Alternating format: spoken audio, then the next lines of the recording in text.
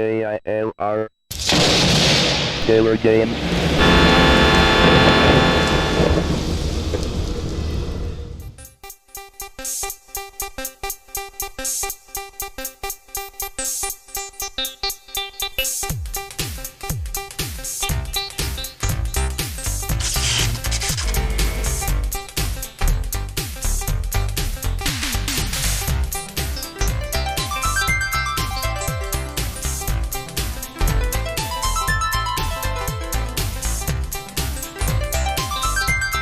Hello gamers, simmers, and pilots. I am the Killer Gamer, and welcome to the World Tour featuring Microsoft Flight Simulator 3. Not 4, but 3. How do we know that it's number 3? Well, if I go to one of these menus here, and let's just say display quality, you can see it says Flight Simulator 3.00. Also, this does not have the amount of options that Flight Simulator 4 has. For example, the environmental effects are much more limited. Also, in the mode, of course, you have to have like the sound and graphics upgrade and adventure and all that, but there's nothing here as far as all that. And plus, the color of the menus is all different too. They don't look like this on the on Flight Simulator 4. But other than that, other than the fact that Flight Simulator 4 is a lot more open-ended, the two simulators are relatively identical, so it's easy to mix them up.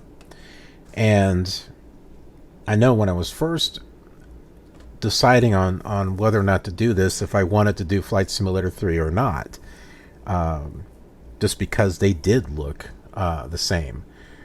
But I decided to just go ahead and do it, and I'm glad I am, because Flight Simulator 3 and 4 are going to have a little bit, each one's going to be a little bit different than the other. So for example, Flight Simulator 4 is going to be able to go off in areas where Flight Simulator 3 can't go, such as outside of the US, like Canada and stuff. And it's going to be kind of tricky with Flight Sim 4, but we'll figure that out as we go. But there's custom content and stuff that we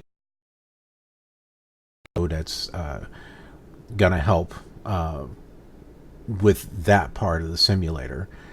And then coming back into the United States, we've got the SubLogic USA East and USA West collections that we can use.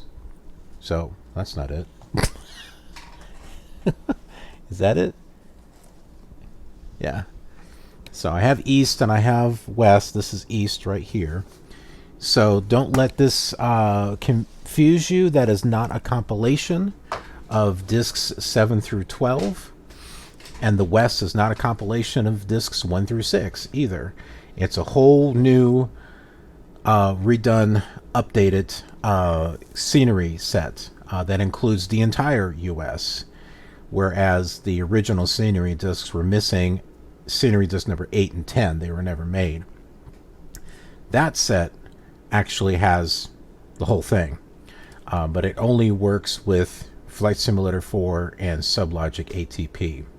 It does work with SubLogic Flightlight, but you don't really need it with the CD-ROM version of Flightlight. It's got the whole USA database in there.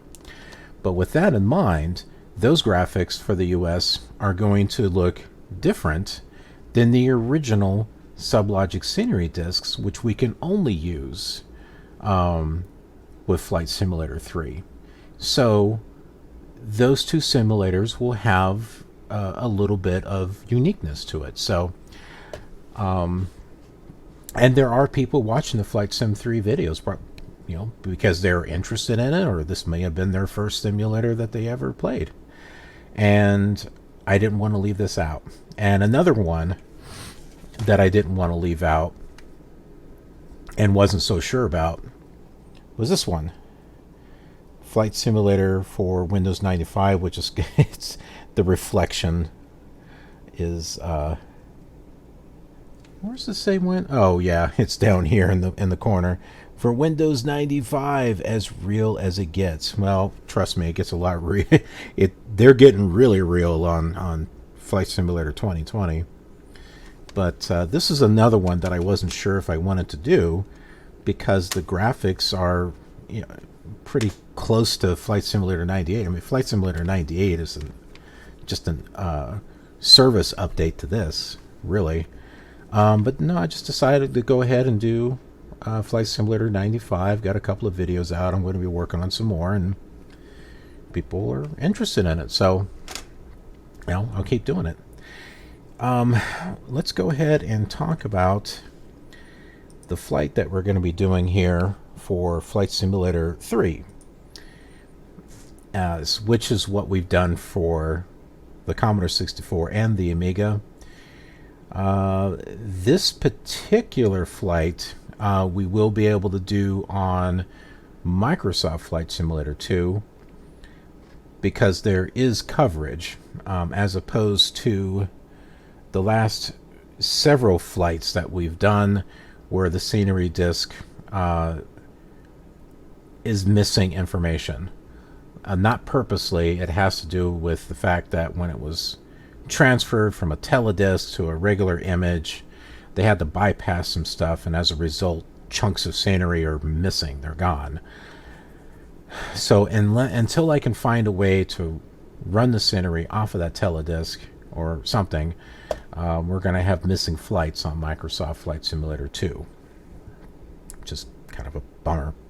Anyway, we are right here at University, Lewis University. We're going here to Chicago O'Hare. We've already been here, but we're landing here in preparation for a fun flight that's going to be afterwards. And also, we're on scenery disc number 9. So we want to take a look at this area and see how it differs compared to the default scenery. So what we're going to do is we're going to fly towards DuPage, just like we're going backwards, because we already visited DuPage, so we're kind of like working our way back. So we're going to go to DuPage, and we'll come by Schaumburg here, and we're going to land on runway 14. Now there should be an ILS for runway 14. It didn't work on the Commodore 64. As a matter of fact, the whole airport was just a lag fest, because at night on the Commodore 64 all the taxiways have blue dots, which would be normal, but there were so many of them.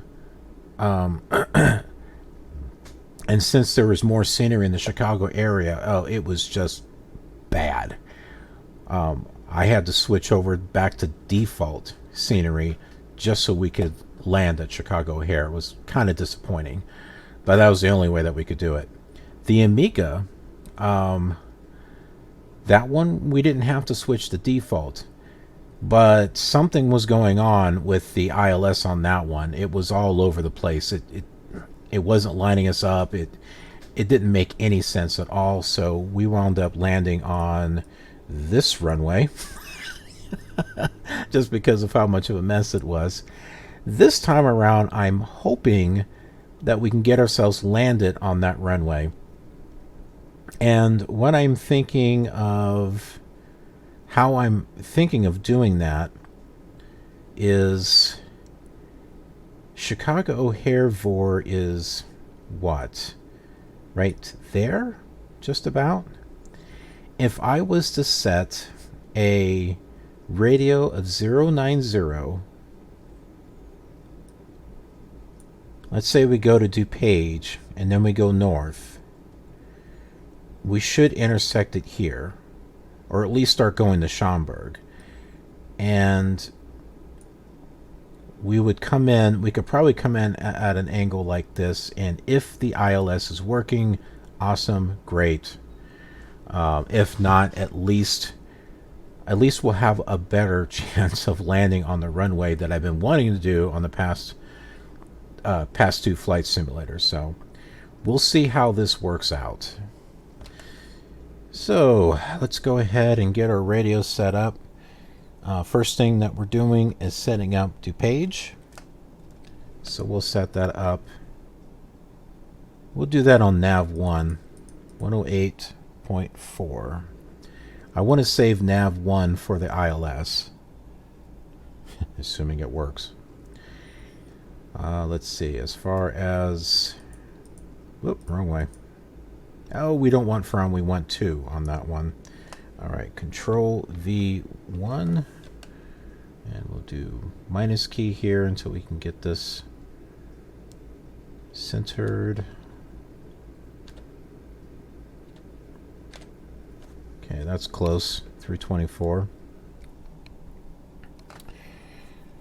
And then we'll set Chicago O'Hare right here to 113.9. And and we're already set on the radio that we want, so that's good. That works out. Okay, and then other than that, we're just going to go to the end of this runway, turn around, and take off. So let's get started here.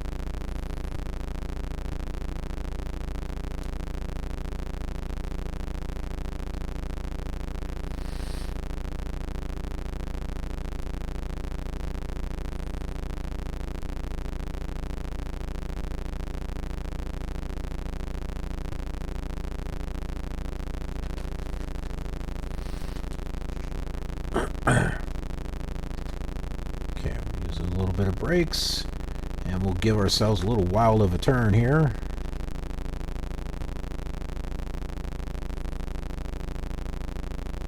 Ooh, I like this shot.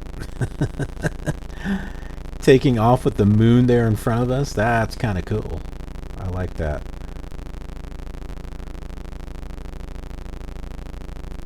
Come on, is that not a cool shot or what? That is cool. Alright, let's go ahead and take off.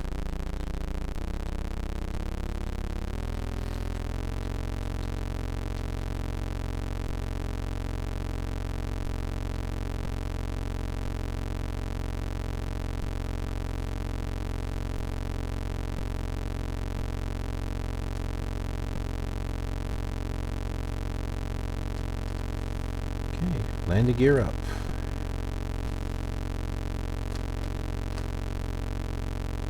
Look behind us.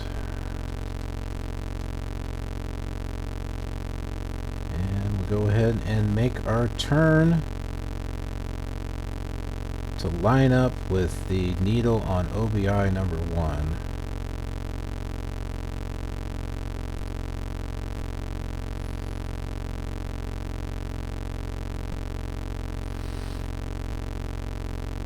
That's KLOT. KLOT International right there.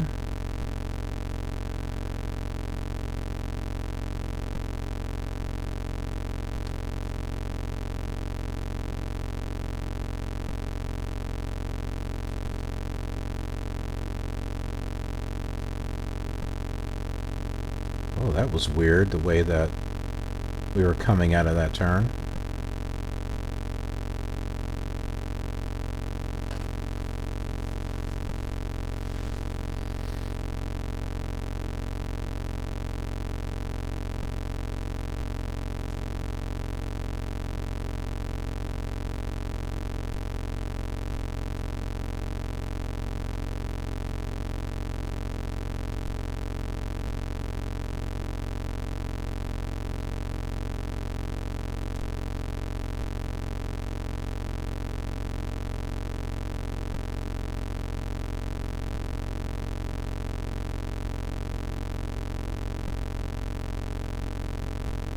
having some slipping issues here. And trying to do equal aileron and rudder to try to keep things coordinated, but not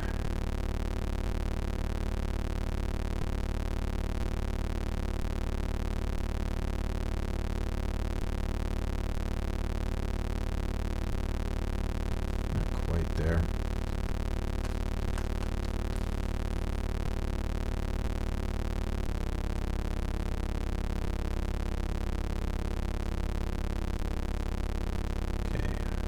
Going to use our rudder here to yaw ourselves over to 324, which it looks like we're on now.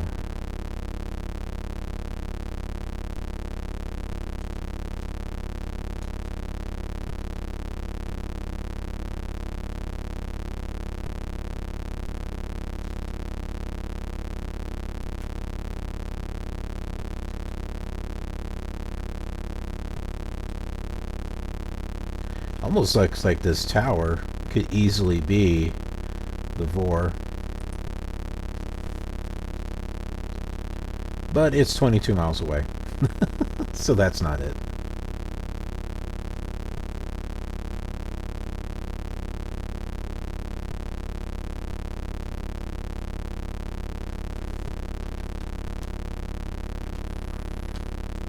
So Chicago is off in that direction.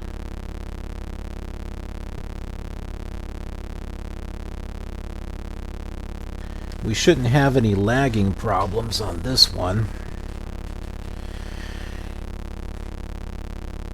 So, when I was talking about the differences between Flight Simulator 3 and Flight Simulator 4 as far as their experiences, so here's a good example. We're using scenery disk number 9 for this. We'll be using SubLogic USA East for Flight Simulator 4. When we get back into this area. And I gotta tell you, man, it looks nice. I mean, I don't mean Flight Simulator 2020 nice, but for Flight Simulator 4 it looks pretty cool. You've got a lot more colors on the ground at night, some green lights and red lights and yellow lights. Well, there are dots, but you know, it just, with your imagination, it just looks neater. And then, well, for Flight Simulator 3, what we're seeing is what we would see in Flight Simulator 2. It's just the graphics are just, the resolution is just a little better, but the scenery itself is practically the same. So you at least get to be able to see both types of scenery. And so that's why it's a plus to be doing this on Flight Simulator 3. And when you compare this with the Commodore Amiga version, which this is based off of the Amiga version, there are areas that aren't covered on the Amiga version, and we'll be able to do that with Flight Simulator 3. So see, it's a win. It's a win-win scenario, and that's a good thing. Everyone likes to win, right? No one likes to lose.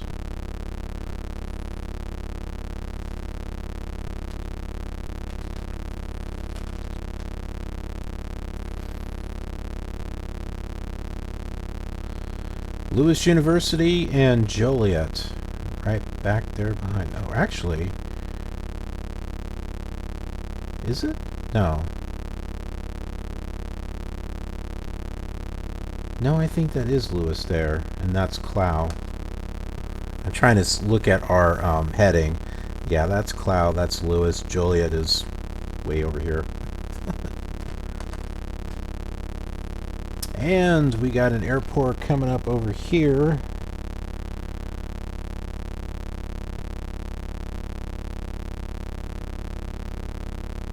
What is that, Midway?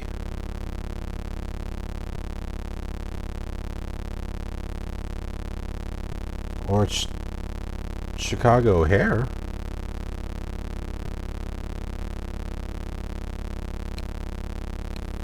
What are we, 20 miles?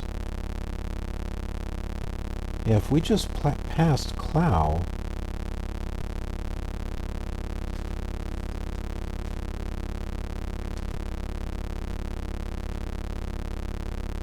I don't think that's O'Hare. Let's find out.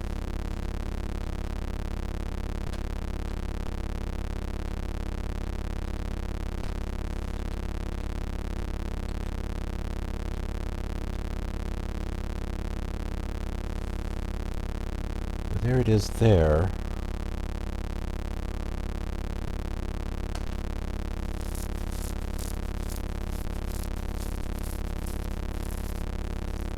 It doesn't look like... It's not DuPage. Okay, here is Aurora. This is north. Or something's north.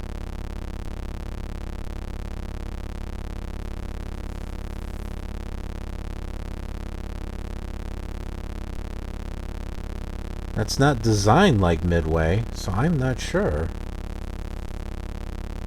Maybe it's an airport. Maybe it's a bonus airport. It's too small to be. It's too small to be O'Hare. It's too big to be a space station. You know.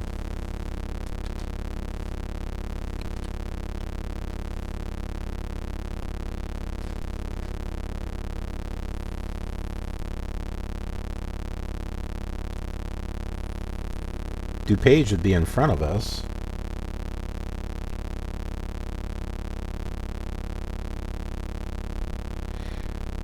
I know that there's an airport on the original scenery. Here, check this out. We still have some time. I'm gonna pull this. I want to pull this up. I want to show you something.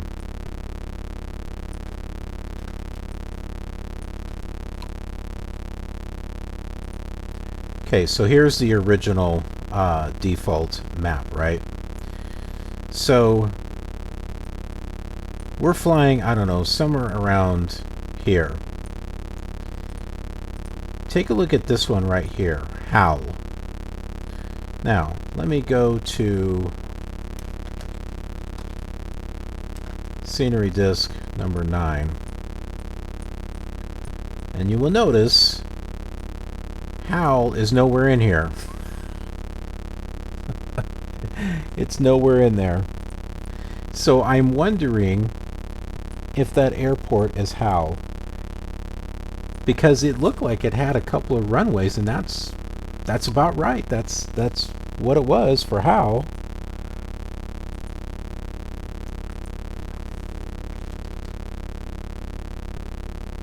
So and there's another one over there.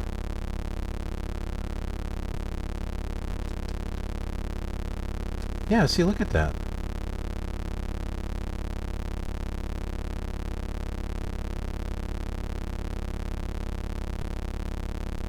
So that might be Lansing way over there.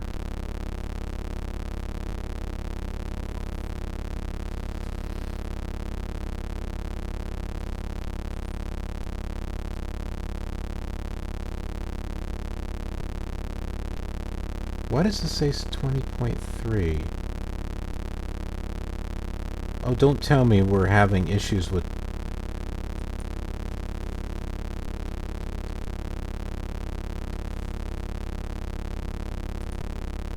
We're heading to it. Why is this going bigger? Do you see that? Oh, because we're tuned into the wrong one. Okay. No wonder I was thrown off. That's DuPage. I was looking at the wrong DME.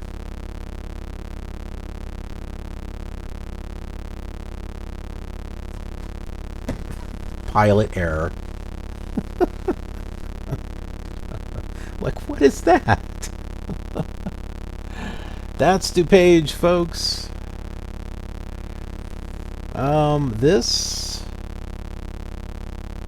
Schaumburg? Maybe? That might be Schaumburg.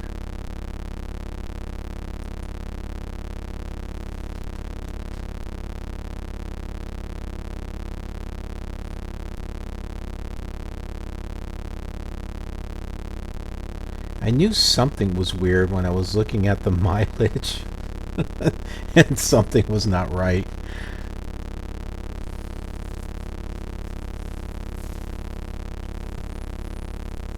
See, I never said these flights were perfect. And, you know, that could be a good thing, you know, because you could be flying and it's like, oh, I've made that mistake, or I never thought about doing that, you know. Let my mistakes be learning opportunities for you, in case you want to kind of dig into these old simulators and fool around with them, or fly around with me. Which you can certainly do. Load up my video, put it on the side, load up DOSBox and Flight Simulator 3, and just follow along with me. I'd be honored. I really would be. And make a video of it too. I want to see a video. You have permission to use my video footage.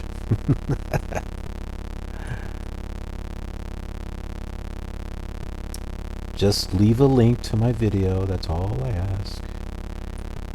Alright, 109.7.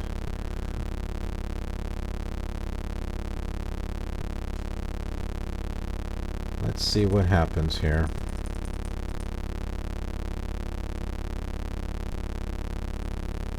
Okay, so we don't have any mileage there.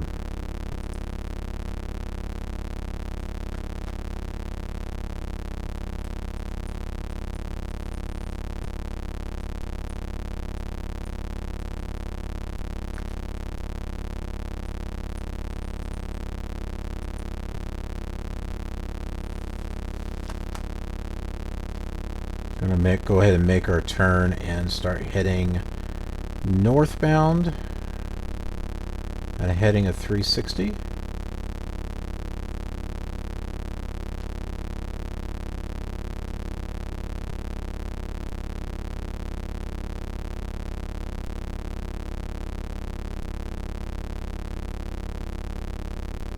Or close to it.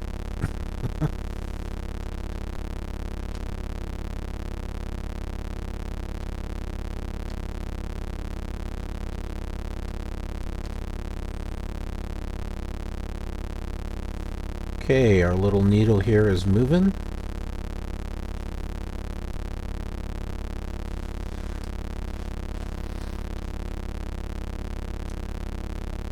Let's get ourselves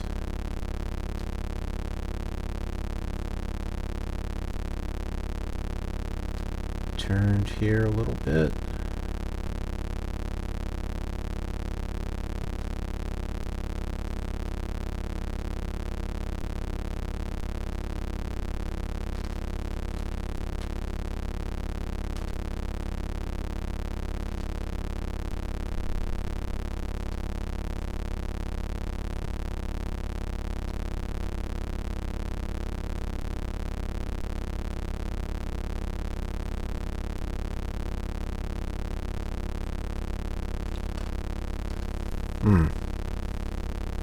Let's set our OBI number 1.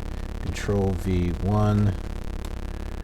Let's set that to 140.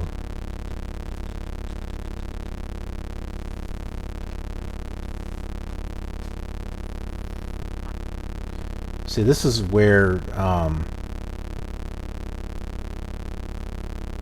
the ILS was just messing up. It was like telling me, oh, you need to go this way to pick up on the radial, and it wound up taking us to like the wrong runway. Which is why I wound up landing on the different one on the Amiga.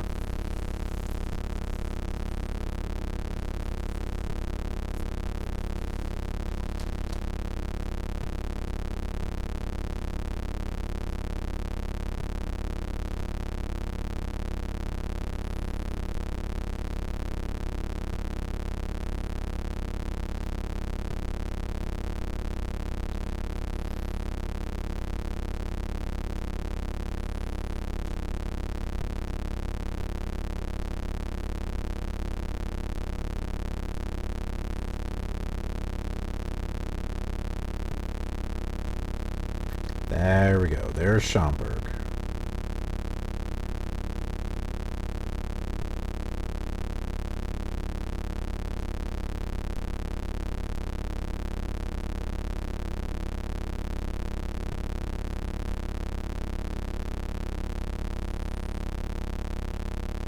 We should be able to pass Schaumburg just before turning to line up with runway 14.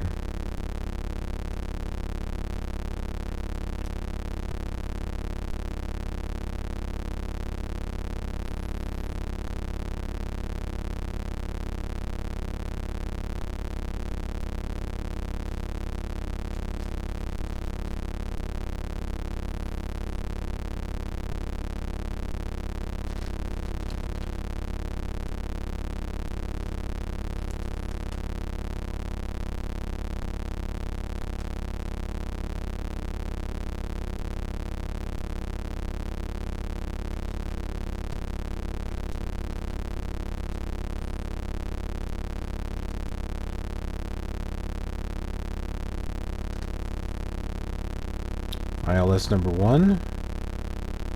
ILS number 1. ILS is set here. See, look at the glide slope.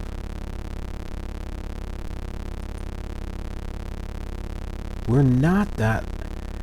I don't think we're too high. See, I don't think this is right.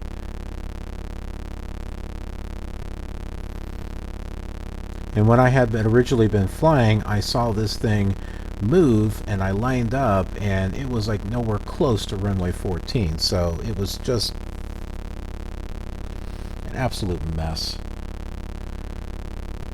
Now, if this is a port from the well, it's not a port, it's a conversion, really. This the original scenery discs were made for Microsoft Flight Simulator 2, and what you're seeing here is the same thing, just convert it to work with Flight Simulator 3. So it was broken on the Commodore 64. We'll see it, which is a port. We'll see if this is broken.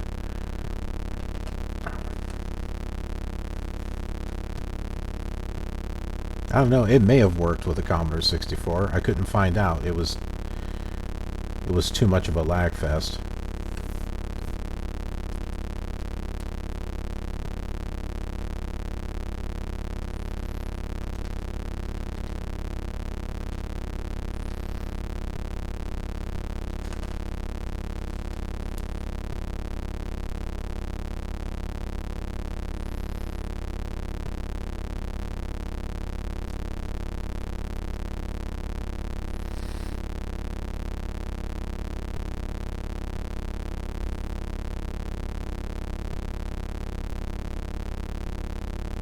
That's Pewaukee, right over there. We've been there a few episodes ago. It was about 3? Yeah, about 3 episodes ago.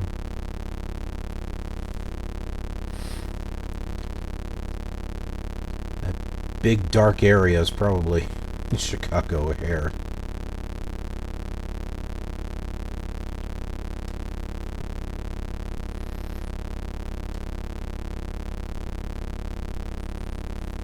Alright, 11 miles from it. I'm going to go ahead and lower the landing gear, get some flaps.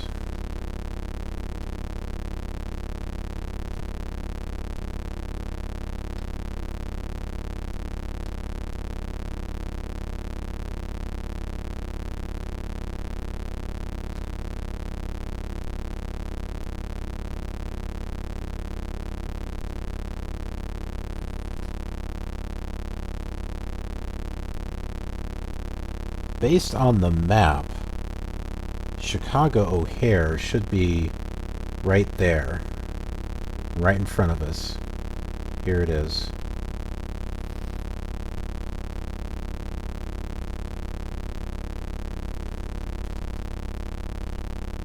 Okay, so now that we know that it's there, let's turn off and go in between Schaumburg and Pewaukee. Up. Did you see that? The glide slope changed. It's now up here now. Which means we're now too low.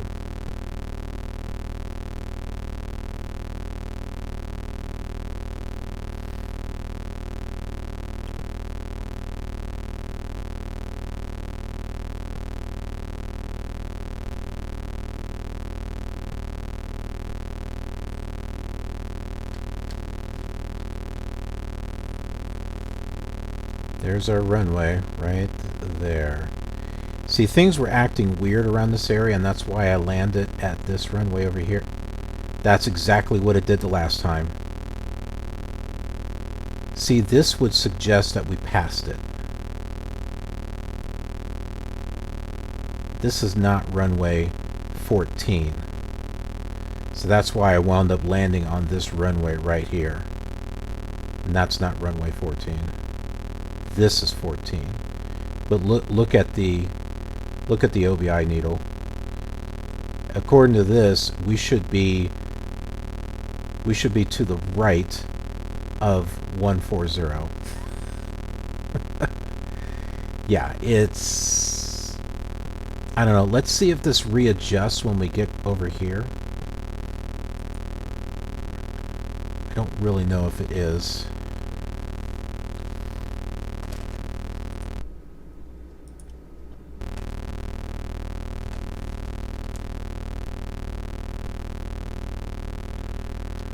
Turn a little bit this way, give us a little bit of distance between the airport.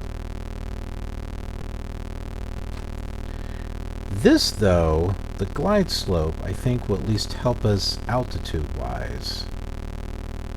So we can use that to our advantage.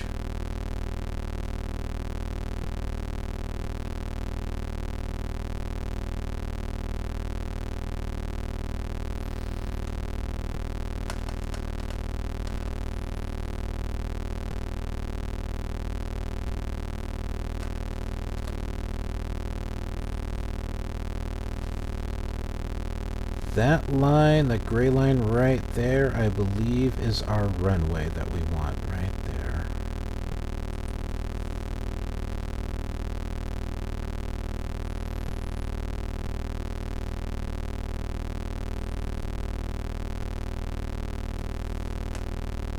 I'm going to change this to 140. It's at least something. Control V2.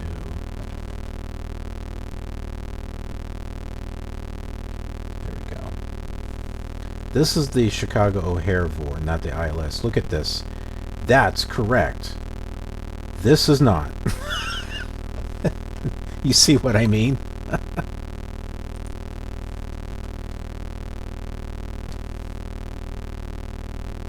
6 miles. I'm going to drop some more flaps here.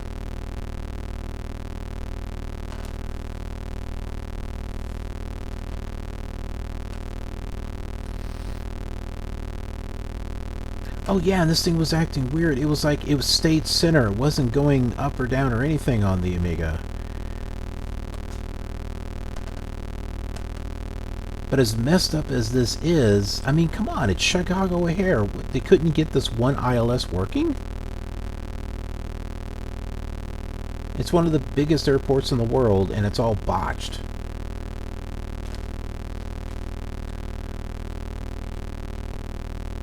Come on. There it is. See? We're getting close to it.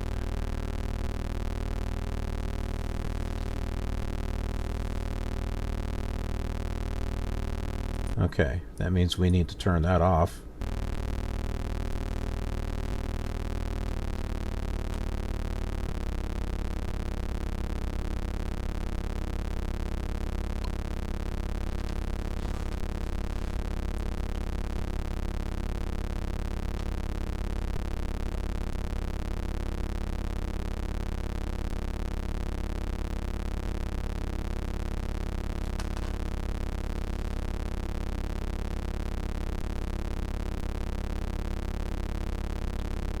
That's the runway right there. Oh, look at that. It went off. You see that? It's turned itself off now. What a piece of junk.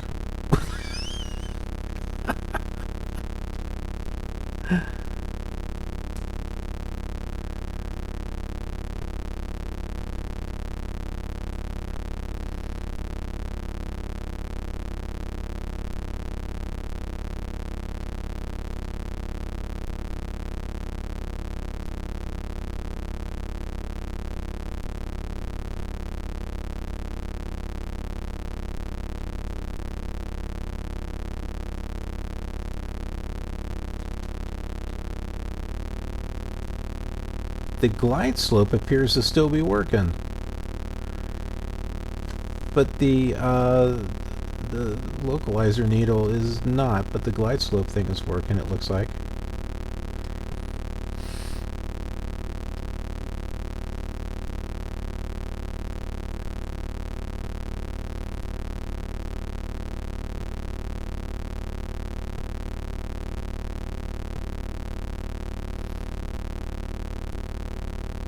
Hey, at least we'll finally land on runway 14. I couldn't do it on the other two.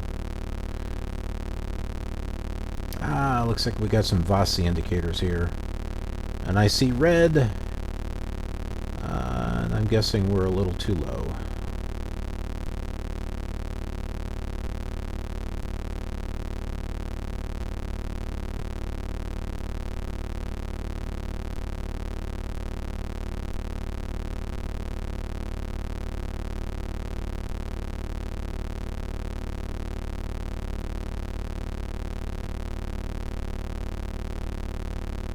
Hate that. It's like I'm almost lined up and then I turn and I overshoot it and all that fun stuff. There we go. I see red and white. We're good. This is working. The glide slope is working. This thing is not. That is not working.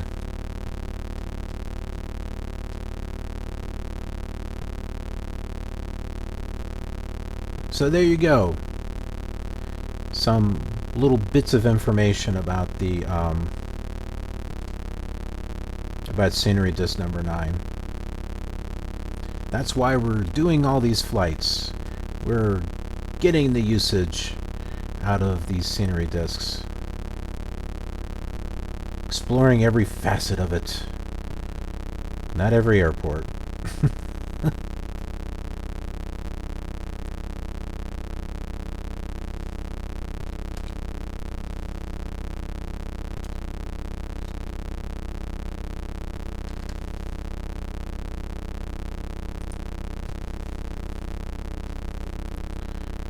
One more degree of flaps here.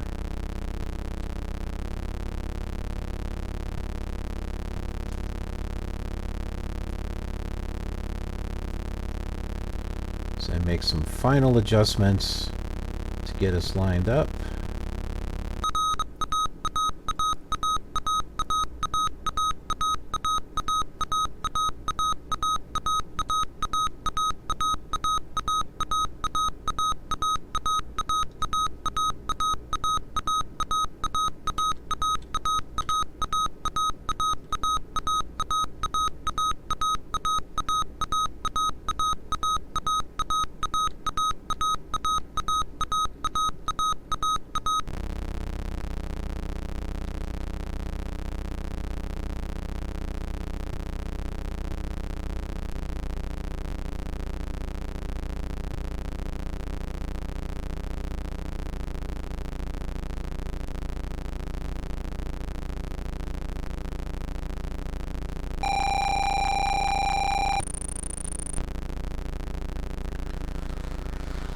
All right.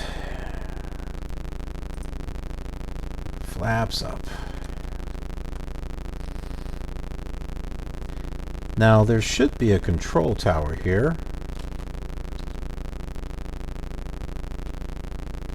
If there is, I'm not seeing it.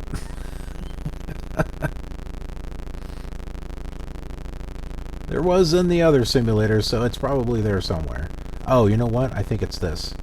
There's a light above it. See that? I think that's the control tower.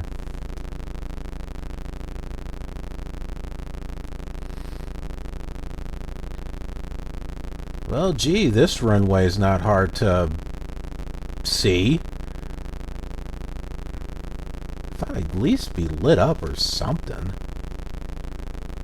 We just got white dots there.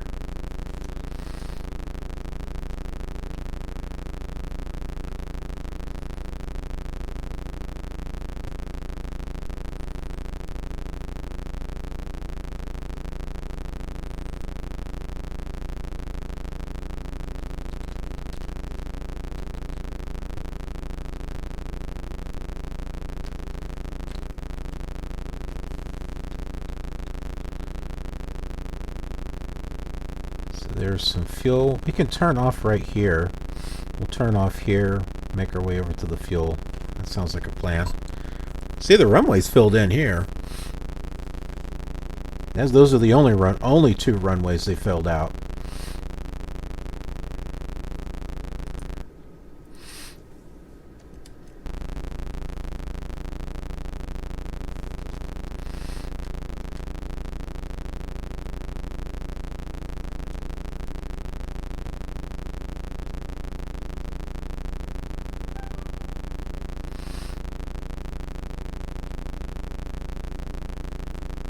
I'm like looking for the taxiway.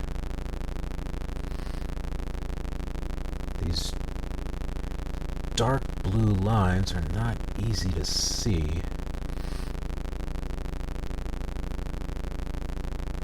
It's going to be over here somewhere.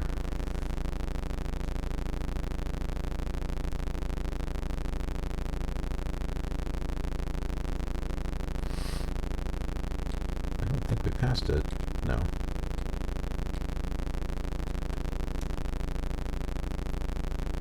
I think I see it. Yeah, I think I see it right there.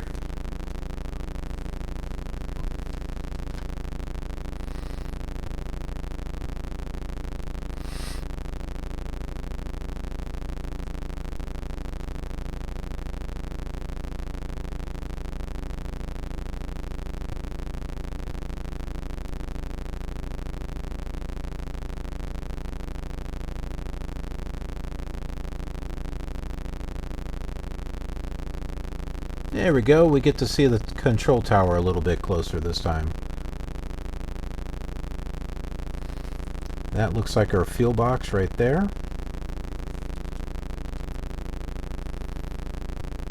We didn't get anywhere close on the control tower on the C64 and the Amiga, because by the time I landed on that, I'm just like, let's just find a place to park.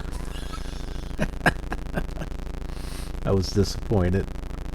But at least on this one, we landed on the runway we wanted to land on, so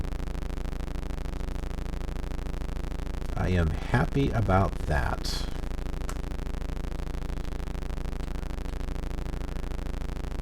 Okay.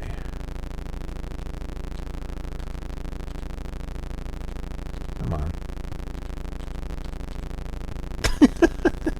It's like flick, flick, flick, flick, flick. Okay, that was not the fuel box. It's over here.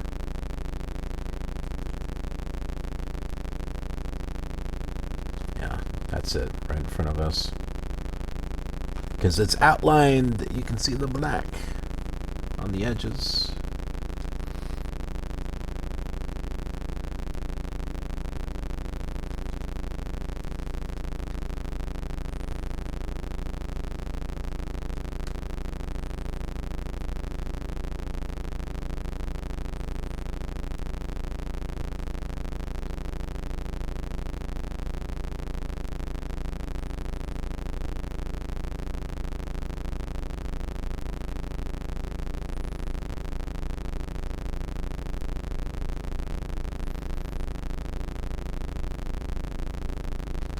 These lines are parking. That's the little terminals or whatever. That's what they're trying to simulate there.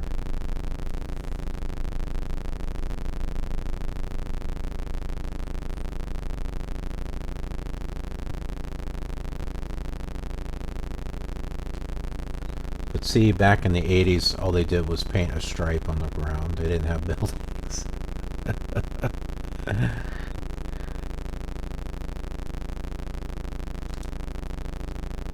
So if you're wondering why these runways didn't have taxiways or building, it's because in real life they didn't.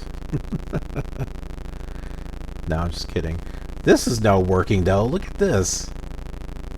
Oh, man, what a piece of junk.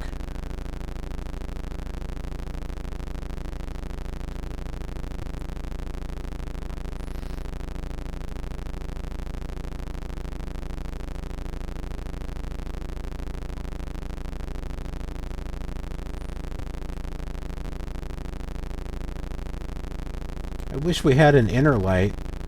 I always got excited when there was an outer, middle, and inner light. And I don't get that inner light very often. Once in a while, I manage to get it on a way down, but most of the time not.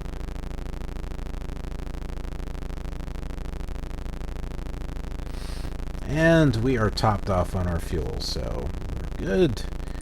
Go ahead and shut that off right here. We're here at Chicago O'Hare. No lag or anything with this, using scenery disc number 9. Relatively smooth experience. The only problem is the ILS. It doesn't work, apparently. The glide slope worked. That worked, but the actual bearing didn't work. So, I mean, you could see that for yourself here. But we had the DME, the distance was fine, and the glide slope was fine. So, but we at least landed on the runway that I originally wanted to land on with the Commodore 64 and the Amiga. So we were able to do it on this one. So that's a win in my book. And if you thought this video was a win, go ahead and give it a like and a thumbs up. I'd appreciate that. Helps spread the word of the video to other people out there that might be interested in this. And if you haven't already subscribed, do that too, because we got a great community. We're building, we're growing. It's going to be an awesome community. We call it the KILR community, or the KILR Nation. Haven't settled on a name yet. Could be something else, but I like KILR community. Anyway, there's that notification bell, so don't forget about that. That will notify you when another video is uploaded to the channel. So it could be another Flight Sim 3 video or Flight Sim 4 or one of these days when FS 2020 comes out. There's a lot of stuff that I work on, so be sure to ring that bell. Ring that bell. And good things happen. Anyways, thanks so much for watching. I appreciate it. And I will see you on the next exciting leg of our journey. Next one's exciting. We got a good flight planned for next time.